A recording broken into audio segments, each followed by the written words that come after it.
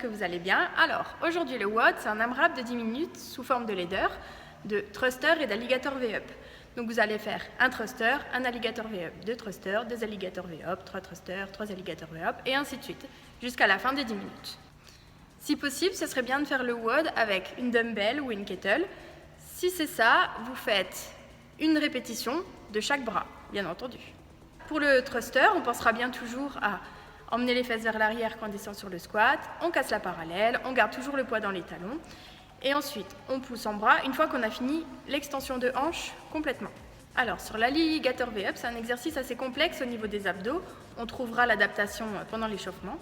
Donc c'est un mouvement qui nous fait passer de la position holo à arc, à holo, et d'enchaîner directement sur un V-up tout en restant bien stable. Vous verrez, ça c'est fun.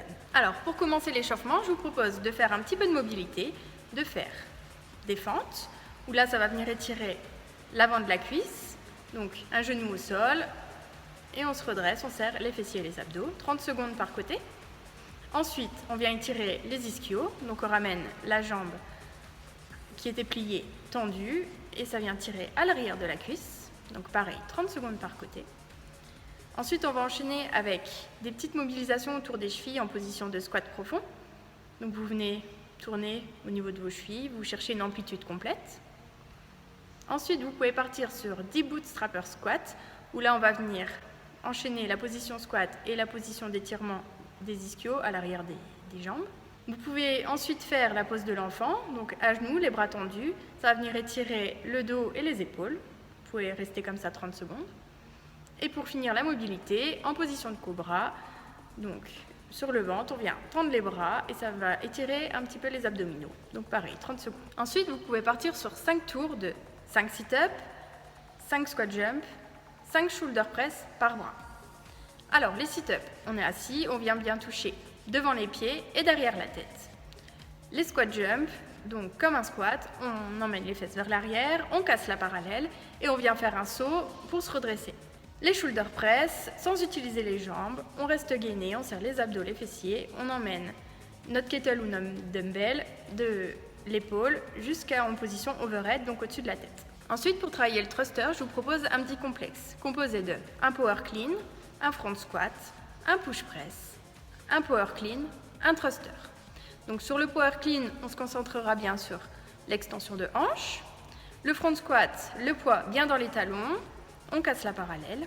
Le push press, on s'aidera d'un petit appel en jambe, un dip, on poussera et on emmènera la barre au-dessus de la tête. Ensuite, on renchaîne sur le power clean et on finira par un thruster. Alors pour le thruster, donc on part bien les fesses vers l'arrière et le bas, on garde le poids dans les talons, on casse la parallèle, on se redresse et une fois qu'on a fini l'extension complète, on vient pousser en bras pour pousser la barre au-dessus de la tête. Pour le complexe, vous pouvez monter un peu au-dessus de votre charge du WOD. Ça permettra de travailler le clean.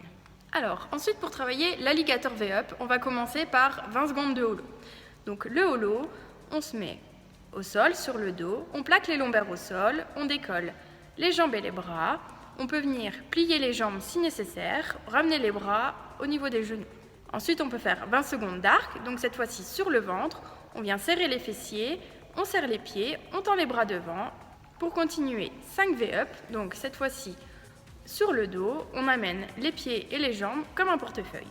Ensuite, vous pouvez faire 10 passages de holo à arc.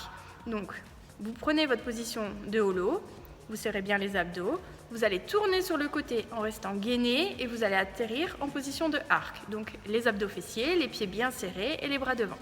Si ça passe bien, on va pouvoir partir sur l'alligator V-up. Donc, pour l'alligator V-up, on part de la position holo, on fait notre passage en arc, on repart en holo, et là, on vient faire le V-up, donc le portefeuille. On ramène les pieds aux mains. Si l'alligator V-up, c'est trop compliqué pour le WOD, vous pouvez déjà rester juste sur des V-up. Si le V-up, c'est compliqué, vous pouvez le faire en demi, donc ramener une jambe au lieu des deux. Sinon, vous pouvez aussi rester sur des sit-up. Donc pour le WOD, on essaiera de garder des séries unbroken le plus longtemps possible. Voilà, je vous souhaite bon courage et à bientôt. Ciao!